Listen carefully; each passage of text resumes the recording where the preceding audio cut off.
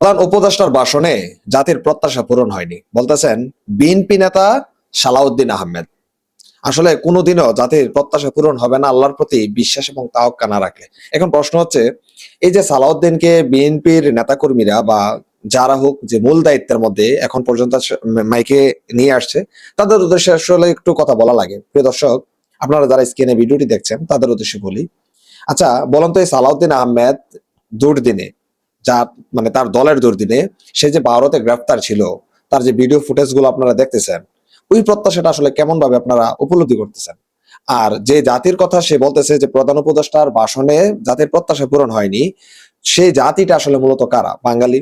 তাহলে আমার কথা হচ্ছে, আমার প্রশ্ন হচ্ছে, তার এই নিউজ গুলা যখন তার করা হয় বিভিন্ন গণমাধ্যম বলেন, যমুনা টিভি বলেন, এনটিভি বলেন, বাংলা ভিশন বলেন, বা বিভিন্ন গণমাধ্যমের কমেন্ট সেকশনে যদি আপনি যান, এই যে জাতি, যে জাতির উদ্দেশ্যে তারা বলে, ওই জাতি যে ওই ব্যক্তিটাকে প্রচুর পরিমাণ গালাগালি করে, প্রচুর পরিমাণ যে মন্তব্য করে, ওইগুলা ওইগুলা কি আসলে সালাউদ্দিন সাহেবকে দেখে? হ্যাঁ, আমার এই ভিডিওর নিচেও কিছু সুশীল আসবে তাদের, যারা কিনা সংখ্যায় অনেকটাই কম, যারা কিনা মনে করেন যে বিশ্রী ভাষায়, নোংরা ভাষায় কথা বলবে, গালাগালি করবে, আসলে তাদের কাজটা এটা। কিন্তু সালাউদ্দিন আহমেদের যে কাজটা, সালাউদ্দিন সাহেবের যে কাজটা, এটা যদি জনগণ বলে, তখন ওই জাতি হিসেবে তার কি এতটুকু বিন্দু পরিমাণ লজ্জা আছে যে আসলে এই কথাগুলো আমার বলা ঠিক হচ্ছে কিনা, বা এই কথাগুলো বললে জনতা মূলত আমাকে কিভাবে নিচ্ছে? সে কি কোনোদিনও এইসব মানে ফিল করে? আমার তো মনে হয় না ফিল করে। যদি ফিল করতো, তাহলে বিএনপির মহাসচিব মির্জা ফখরুল সাহেবকে কেন মাইকটা দেওয়া হচ্ছে না? কেন তিনি এখন কথা বলতেছে না? তার মানে বোঝা যাচ্ছে যে বিএনপি একের পর এক বড় বড় হাইব্রিড নেতাদেরকে সামনে ফেস করছে, যারা উল্টাপাল্টা কথা বললে সমস্যা নেই। তারা ওই যে প্রবাদ বাক্য একটা আছে না, যে শাক দিয়ে কিভাবে মাছ ডাকতে হয়, সেই জিনিসটা করার জন্য তারা আলটিমেটলি বসে আছে আমার কাছে মনে হচ্ছে।